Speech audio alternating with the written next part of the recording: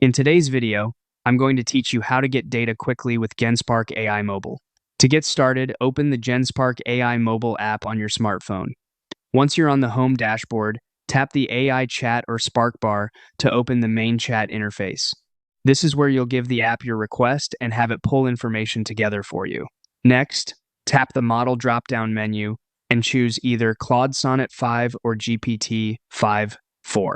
These options are recommended when you want strong reasoning and better accuracy, especially for anything involving statistics, comparisons, or structured research. Choosing the right model here can make your results much more reliable. After that, turn on the Search Web toggle. This is a really important part of the process because it allows Genspark to search live web data instead of relying only on built-in knowledge. In other words, you're asking it to look for the most current information available rather than older static data. Once that's enabled, use a structure-first prompt template when you ask for your data. The goal is to be very clear about how you want the information organized.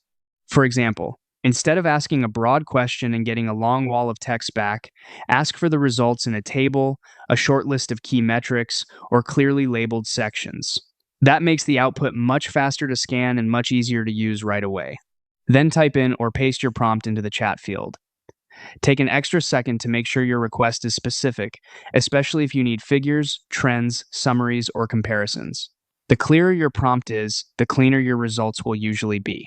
Finally, send the request and let Genspark process it. In just moments, you should get back organized, real-time data that's easier to review on your phone. If needed, you can always refine the wording of your prompt to make the results even more focused and useful.